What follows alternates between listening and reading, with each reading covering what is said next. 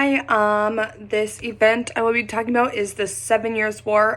Yes, I'm going to be reading off my notes, for the whole timeline, but, since this is my first event, it started in 1756. A lot of people also know it as the French and Indian War, which is basically how they teach it in, the United States. So, as an overall aspect, it was a global conflict that basically dealt with a lot of colonial struggles that France and Britain and America were dealing with. A lot of this has to do with Native Americans and Native American land. Um, and this conflict also has to do with Great Britain, Prussia, and Hanover becoming allies in this situation, and France, Austria, and Russia having an opposing alliance. Overall, this conflict ended with the famous Treaty of Paris, which some other countries signed and some didn't, because the other people commonly signed the Treaty of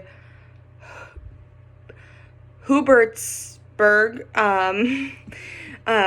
Sorry, I butchered that name, but that also ended the other people. So there's basically two main treaties that ended this war, not just one. In result, the French ended up losing a lot of their current land that they had in North America, whereas the British gained a little more control over certain parts of the land.